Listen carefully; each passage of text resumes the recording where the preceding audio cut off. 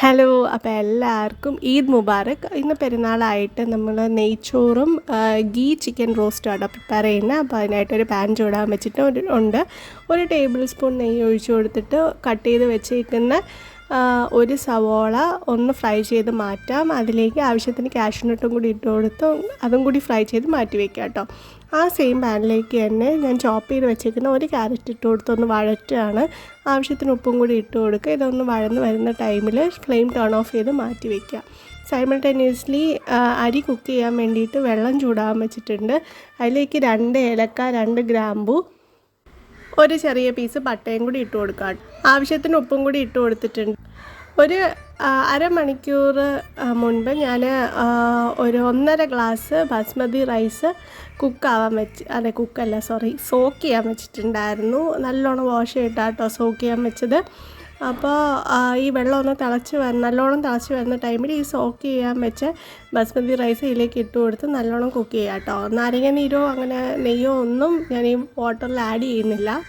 അപ്പോൾ സൈമൾട്ടേനിയസ്ലി ചിക്കൻ്റെ പരിപാടി നടക്കുന്നുണ്ട്. അപ്പോൾ അതിനായിട്ട് 2 സവോള നല്ലോണം ചോപ്പ് ചെയ്തത് ഒരു പാനിൽ 1/4 ടേബിൾ സ്പൂൺ നെയ്യ് കേട്ടോ, അത് ഒഴിച്ചു കൊടുത്തിട്ട് ഈ സവോള ഒന്ന് വഴറ്റാൻ വയ്ക്കുക. ആവശ്യത്തിന് ഉപ്പ് ഇട്ട് കൊടുക്കുക. പിന്നെ ഞാൻ ജിഞ്ചർ ഗാർലിക് പേസ്റ്റ് ഒന്ന് പ്രിപ്പയർ ചെയ്യാൻ വേണ്ടിയിട്ട് ഇത്രയും ജിഞ്ചറും ഗാർലിക്കും ആട്ടോ എടുത്തേക്കുന്നത്. ഇതിൽ ഞാൻ 1 ടീസ്പൂൺ വെള്ളവും കൂടി ഒഴിച്ചാട്ടോ ഗ്രൈൻഡ് ചെയ്യുന്നത്. അപ്പോൾ നല്ല പേസ്റ്റായിട്ട് കിട്ടും.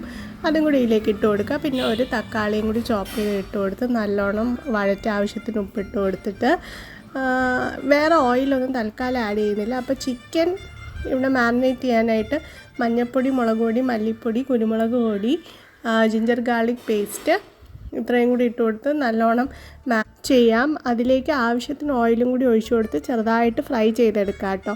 ഒത്തിരി കുക്ക് ചെയ്യുന്നില്ല, നമ്മൾ ചെറുതായിട്ടൊന്ന് ഫ്രൈ ചെയ്യുന്നേ ഉള്ളൂ. മീൻമേൽ നമ്മുടെ ഇത് ഫ്രൈയിങ് പീരീഡ് എന്ന് പറഞ്ഞാൽ നമ്മുടെ ഈ ഉള്ളി ഒന്ന് വഴന്ന് വരുന്ന വരെ കേട്ടോ.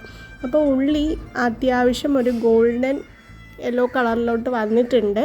അതിലേക്ക് ഗരം മസാല, പെരുംജീരകം, മഞ്ഞൾപ്പൊടി, കുരുമുളക് പൊടി ഇത്ര ആഡ് ചെയ്യുന്നുള്ളൂ കേട്ടോ. വേറെ മുളക് പൊടിയോ മല്ലിപ്പൊടിയോ ഒന്നും ആഡ് ചെയ്യുന്നില്ല. എന്നിട്ട് എഗെയിൻ ഒരു 5 മിനിറ്റ്സ് ഒന്ന് ഇളക്കുക. നമ്മൾ ഈ ചെറുതായിട്ട് കുക്ക് ചെയ്ത അതായത് ഫ്രൈ ചെയ്ത് വന്ന ചിക്കൻ ഉണ്ടല്ലോ, അത് ഓയിലോട് കൂടി ഇതിലേക്ക് ഒഴിച്ചു കൊടുത്ത് ആവശ്യത്തിന് വെള്ളവും കൂടി ഒഴിച്ച് നല്ലോണം കുക്ക് ചെയ്യുക. ഇൻ ബിറ്റ്വീൻ ഉപ്പുണ്ടോ എന്ന് നോക്കുക കേട്ടോ. അപ്പോൾ ഇത് നല്ലോണം കിടന്ന് കുക്കാവട്ടെ.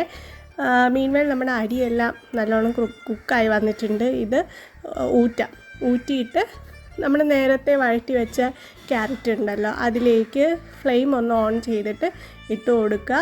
എന്നിട്ട് നല്ലോണം മിക്സ് ചെയ്യുക. അപ്പോൾ നമ്മുടെ നെയ്ച്ചോറ് റെഡി ആയിട്ടുണ്ട്. ആൻഡ് ഓൾസോ നമ്മുടെ ഗീ ചിക്കൻ റോസ്റ്റ് അപ്പോൾ അതും റെഡി ആയിട്ടുണ്ട്. സോ ഇത് സൂപ്പർ ടേസ്റ്റ് ആട്ടോ. എല്ലാം ട്രൈ ചെയ്ത് നോക്കട്ടെ. So wish you all A very happy and prosperous